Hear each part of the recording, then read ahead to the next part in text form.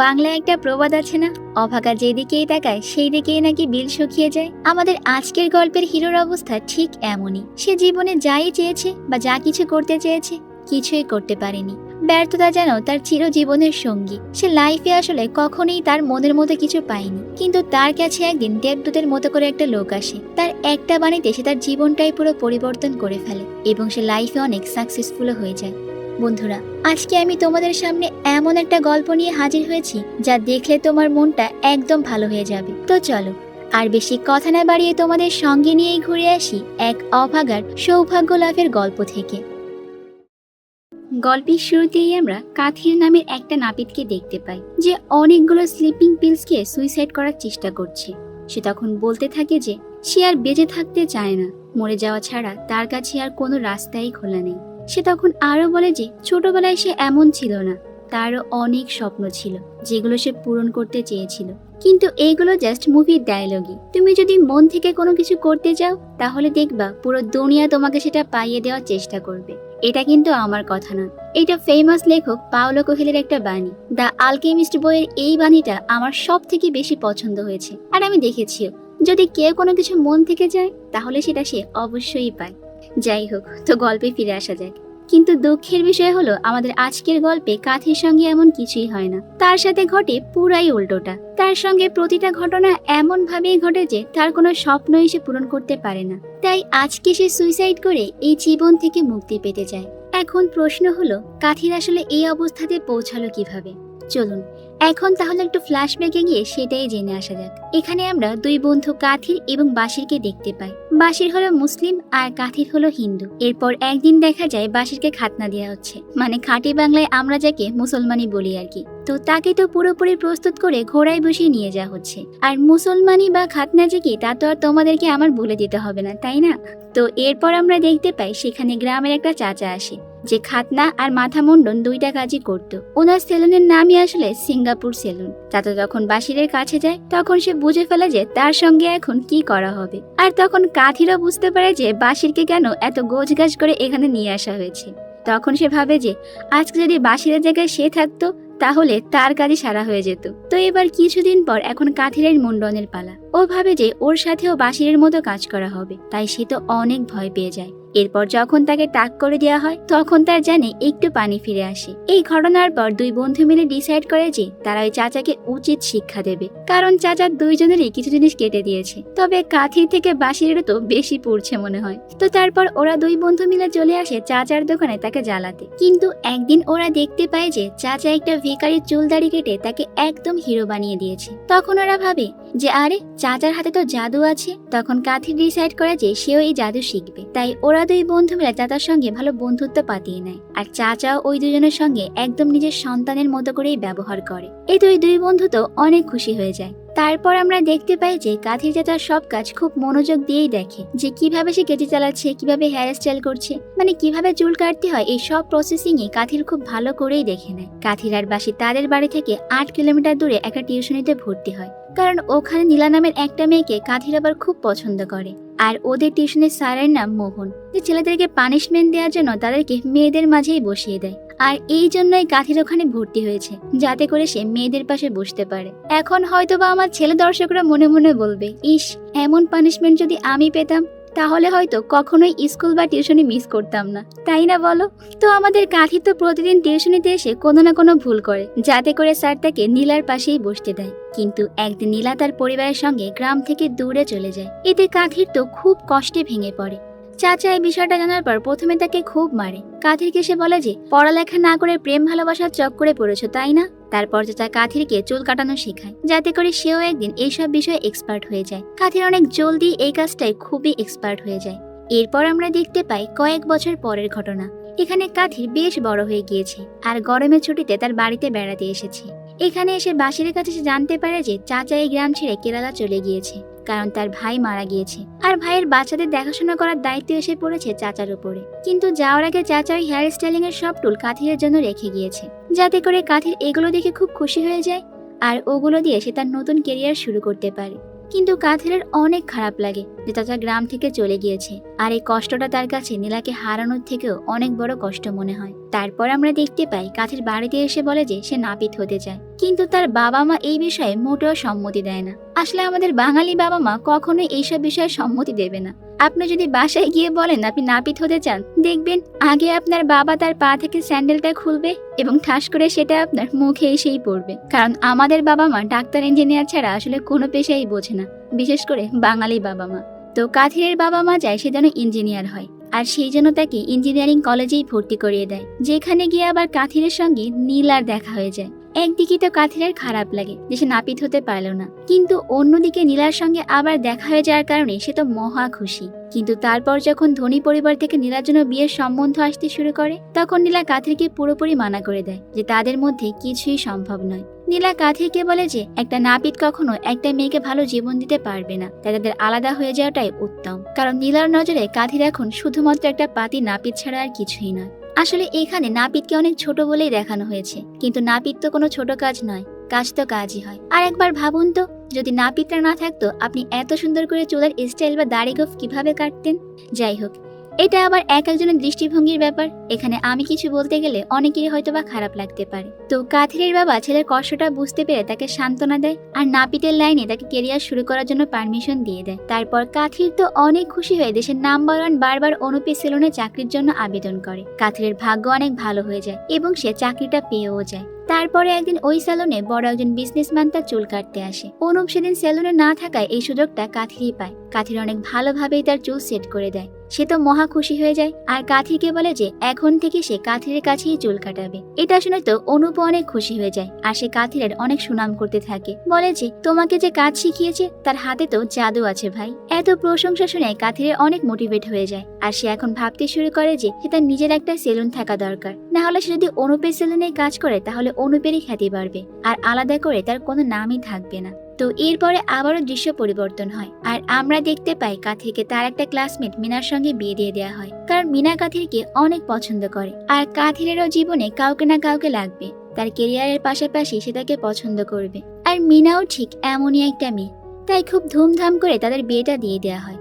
তারপর আমরা দেখতে পাই যে বাসির কাথিরকে কল করে একটা প্লটের ব্যাপারে বলছে, যেটা বড় একটা কলোনির সামনে খালিই পড়ে আছে, আর এই কলোনিটা এখন বানানোর কাজ চলছে। কাথির যদি ওর সামনের প্লটটা কিনে নিয়ে সেলুন দেয়, তাহলে কলোনির সবাই তার কাছেই আসবে চুল কাটাতে। আর এত এক্সপেন্সিভ একটা কলোনির সামনে সেলুন থাকার কারণে সে রাতারাতি বেশ ফেমাসও হয়ে যাবে। কিন্তু সমস্যাটা হলো ওই প্লটের দাম প্রায় 3.5 কোটি টাকা, আর এত বড় অ্যামাউন্ট কাথিরের মতো মিডিল ক্লাস মানুষের কাছে কোনোভাবেই থাকার কথা নয়। কিন্তু এই প্লটটা কাথিরের এত পছন্দ হয়ে যায় যে সে ডিসাইড করে যেভাবেই হোক এই টাকাটা ম্যানেজ করে সেই প্লটটা কিনবে। তাই সে তার বাবার সঙ্গে এই বিষয়ে কথা বলে যে আমাদের বাড়িটা বিক্রি করে দাও, কিন্তু এতে মাত্র 50 লাখ টাকাই উঠবে। বাকি টাকার জন্য কাথির মিনার বাবার সঙ্গে কথা বলে, যে নিজেই একজন রিয়েল এস্টেট এজেন্ট, আর তার অ্যাকাউন্টে 3 কোটির বেশি টাকা আছে। কিন্তু লোকটা ভারী কৃপণ টাইপের একটা মানুষ, সে কাউকে 3 কোটি কি 3 টাকাও কখনো দিতে চায় না। কাথির যখন তার কাছে টাকা চায়, সে কাথিরকে 300 টাকার একটা চেক ধরিয়ে দেয়, কিন্তু কাথির তো সেটা নেয় না, আর সে কি বা করবে 300 টাকা চেক দিয়ে।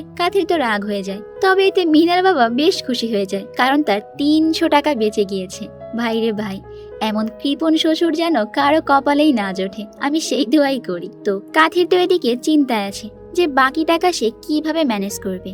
তারপর কাথির একটা বাড়ি আসে, যেখানে তার সঙ্গে বাসির আর মিনার বোনের বর রাঘবনও আছে। ওরা সেখানে মিনার বাবাকে দেখতে পায়। তারপর মিনার বাবা মদের বিল কাথিরদের টেবিলেই দিয়ে যায়, আর তাদের টেবিলের মদটুকুও খেয়ে নেয়, যাতে সে মজাও করতে পারে, আবার তার টাকাও খরচ না হয়। কিন্তু এত মদ খাওয়ার ফলে তার নিজের ওপর কন্ট্রোল আর থাকে না। তখন বাসির কাথিরকে আইডিয়া দেয় যে এই অবস্থার সুযোগ নিয়ে মিনার বাবার কাছ থেকে 3 কোটি টাকার চেকটা সাইন করিয়ে নেওয়া যায় কিনা। কাথির আসলে এমনটা কোনোভাবেই করতে চাচ্ছে না, কিন্তু তার কাছে এটা করা ছাড়া আর কোনো উপায়ও নেই।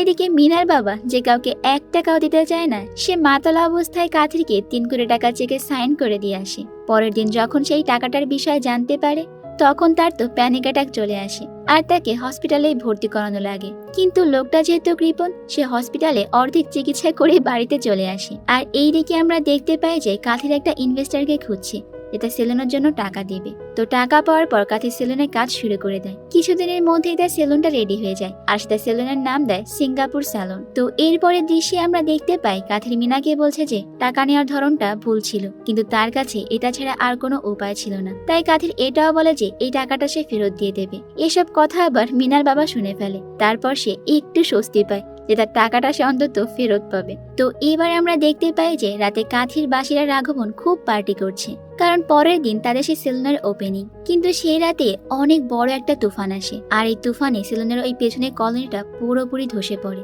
এটা দেখে তো ওদের তিনজনের পায়ের নিচ থেকে যেন মাটি সরে যায়। এখানে ওদের সেলুন এখন কিভাবে চলবে, কারণ তারা তো এই কলোনিটাকে দেখেই সেলুনটা বানিয়েছিল। তো পরের দিন গ্রামের সবাই মিলে সেলুনের ওখানে এসেই থাকতে শুরু করে, কারণ ঝড় বৃষ্টির কারণে গ্রামের সবকিছুই ভেঙে পড়েছে আর ওখানকার নেতা তাদেরকে এখানে থাকার পারমিশনও দিয়ে দিয়েছে। তাই কাথিরা তার বন্ধুরা বলা সত্ত্বেও গ্রামবাসীরা ওখান থেকে কোনোভাবেই যায় না। এদিকে তো কাথিরা একটা হাই প্রোফাইল স্যালন বানানোর স্বপ্ন দেখছিল, কিন্তু তার সেই স্বপ্নটা আসলে স্বপ্নই রয়ে গেল। এইসব বিষয় ইনভেস্টরদের কানে গেলে সে কাথিরের বাড়িতে চলে আসে টাকাটা ফেরত চাইতে, কারণ সেলুন তো আর চলবে না। তাই টাকা ফেরত না দিলে সে কাথিরের বাড়িটায় দখল করে নেওয়ার হুমকি দেয়। কাথির এই বিষয়ে প্রচন্ড উদাসীন হয়ে পড়ে। সে বুঝে উঠতে পারে না যে সে এখন কি করবে, কারণ এত টাকা তো তার কাছে নেই আর তার কাছে এমন কোনো সম্পদও নেই যে ওই সম্পদটাই বিক্রি করে টাকাটা দিতে পারবে। তারপর আমরা দেখতে পাই যে বাসিরের ওয়াইফ তার সমস্ত গহনাই কাথিরকে দিয়ে দিয়েছে। কাথিরের মন চায় না টাকাটা নিতে, কিন্তু তারপরও সে বাধ্য হয়, কারণ তার কাছে আর কোনো উপায় নেই। তাই সে গহনাগুলো নিয়ে নেয়। কিন্তু কাথিরের তো পোড়া কপাল, গহনাগুলো নিয়ে ফেরার সময় গুন্ডারা তার কাছ থেকে গহনাগুলো ছিনিয়ে নিয়ে যায়। কাথিরের উপর অনেক কিছুর বোঝা একবারে এসে পড়ায় সে বুঝতে পারে না যে সে এখন ঠিক কি করবে। তাই সে সেলুনে এসে মদের সঙ্গে অনেকগুলো স্লিপিং পিল মিশিয়ে নেয় আর সে সেটা খেয়ে সুইসাইড করতে যায়। কিন্তু যখনই সে ওটা খেতে যাবে তখনই তার দরজায় কেউ এসে নক দেয়। দরজায় খুলতেই কাথির দেখতে পায় যে সেখানে রবি নামের একটা লোক এসেছে। রবি কাথিরকে বলে যে আমার গাড়িটা নষ্ট হয়ে গিয়েছে, তুমি কি আমাকে একটু বাসায় দিয়ে আসবে? কাথির এতে রাজি হয়ে যায়। ওই লোকটা কাথিরকে আরো বলে যে এখানে কলোনিটা আর সেলুনটা হওয়ার আগে একটা বটগাছ ছিল আর সেই বটগাছে অনেক পাখির বাসা ছিল। তাই কখনো যদি এখানে কোনো পাখি আসে তাকে প্লিজ খেতে দিও। এরপর যাওয়ার পথে আমরা দেখতে পাই যে রবি কাথিরকে একটা ইডলি দোসার দোকানে দাঁড়াতে বলে। এখানে অনেক লোকের ভিড় ছিল। এটা দেখে কাথির অবাক হয়ে যায় যে এত ভিড় তো কোনো বড় বড় রেস্টুরেন্টে হয় না। তখন সে কাথিরকে বলে যে এই দোকানদার অন্য জায়গায় বসে, কিন্তু আজকে এখানেই বসেছে, এতে তার কাস্টমারের সংখ্যা কমে যায়নি। দূর দূরান্ত থেকে তার কাস্টমাররা এখানে চলে এসেছে খেতে, কারণ তার হাতে জাদু আছে। অর্থাৎ মানুষের পরিচয় তার কর্মে, তার নামে বা অর্থে নয়। তোমার ভেতরে যদি আসলেই কোনো ট্যালেন্ট থাকে তাহলে সবাই তোমার সামনে মাথা নত করতে বাধ্য হবে, তোমাকে সম্মান করবে, কারণ একমাত্র তোমার ট্যালেন্ট আর কঠোর পরিশ্রমে তোমাকে সফলতার একদম শীর্ষে পৌঁছে দিতে পারবে। কথাগুলো কাথিরের অনেক মনে লাগে। কিছুক্ষণ পর রবি যখন ওখান থেকে গায়েব হয়ে যায়, কাথির মনে করে যে সে কোনো দেবদূত ছিল, যে কাথিরকে সঠিক পথের নিশানা দেখাতে এসেছিল। এবার ওখান থেকে কাথির সোজা তার সেলুনেই চলে আসে আর ওখানে এসে কাথির জানতে পারে যে সেলুনের কাছে একটা বস্তি আছে যেখানে একটা মহিলার বাচ্চা হবে, কিন্তু অ্যাম্বুলেন্স ডাকার মতো এত সময় নেই। তাই কাথির আরো কিছু মহিলাকে সঙ্গে করে নিয়ে ওই প্রেগনেন্ট মহিলাকে সেলুনের স্পা রুমে পাঠিয়ে দেয় আর ওখানেই মহিলাটার বাচ্চা হয়। এরপর সবাই তো কাথিরের অনেক প্রশংসা করে আর আমরা দেখতে পাই যে ওখানে সত্যি সত্যি পাখিরাও আসে আর কাথির তো পাখির জন্য আগে থেকে ওখানে খাবার রেখে দেয়। এর পরের দৃশ্যে আমরা দেখতে পাই যে মিনা কাথিরকে বলছে আমার গহনাগুলো বন্ধক রেখেও ইনভেস্টরদেরকে টাকা দিয়ে দিয়েছি, এবার কিছুদিন সে তোমাকে আর বিরক্ত করবে না। এটাই তোমার কাছে একমাত্র সুযোগ এই দুনিয়াকে দেখানোর যে তুমি কত কিছু করতে পারো। এটা শুনে কাথির তো অনেক খুশি হয়ে যায়। এবার কাথির এক জায়গায় গিয়ে দেখতে পায় যে একটা বাবা তার ছেলেকে মারছে, কারণ এই ছেলেটা ডান্সার হতে চায়, কিন্তু ছেলেটার পোশাক আশাক একদম গরিবদের মতো হয়, গার্ড তাকে অডিশনে ঢুকতে দিচ্ছিল না। তাই ছেলেটার বাবা তাকে ডান্সার হওয়ার স্বপ্ন ছেড়ে অন্য কাজ ধরতে বলে।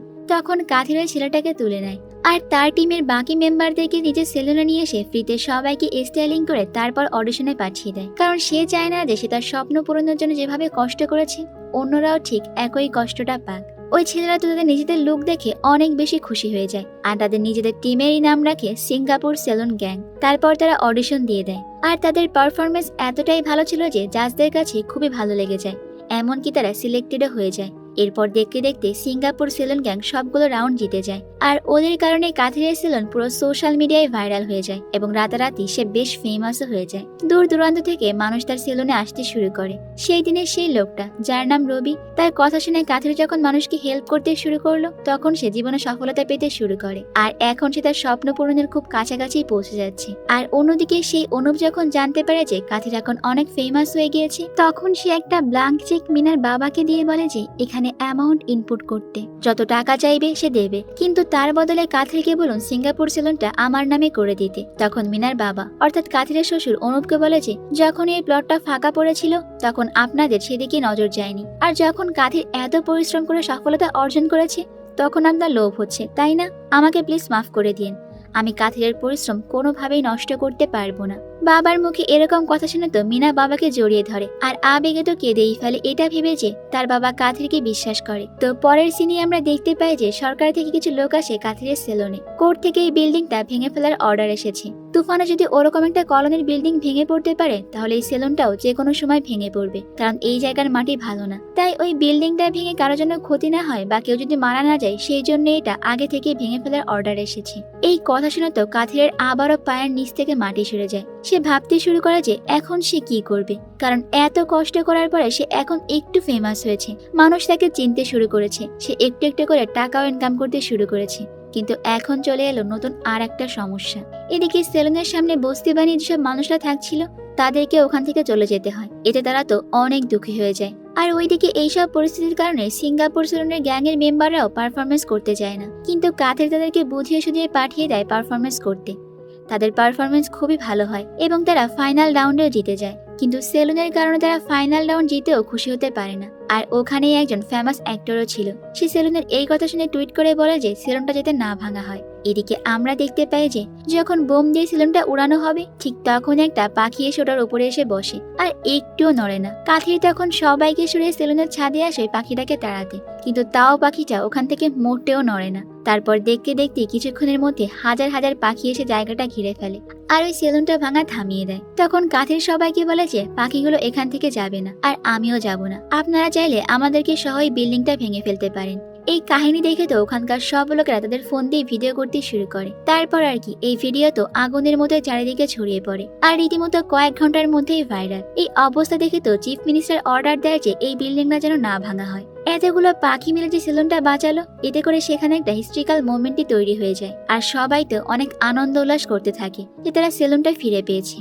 এদিকে কেরালার একটা অজপাড়া গায়ে বসে সে চাচাও নিউজ পেপারে সেলুনের খবর জানতে পারে। সে চলে আসে সেলুনের ওখানে। চাচাকে দেখে তো কাথিরার বাসী দুইজনে অনেক খুশি হয়ে যায় আর চাচারও আবেগে চোখ দিয়ে পানি চলে আসে। আসলে এটা এমন একটা মোমেন্ট যখন একজন শিক্ষক তার ছাত্রদের জন্য গর্ববোধ করে। আসলে দেখবেন পৃথিবীতে আপনি যখন ভালো কিছু একটা করবেন তখন দুইজন ব্যক্তি সব সময় সব থেকে বেশি খুশি হবে। প্রথম হলো আপনার মা বাবা আর দ্বিতীয়জন হলো আপনার শিক্ষক বা গুরুজন, যাদের কাছ থেকে আপনি শিক্ষার আলো পেয়ে থাকেন।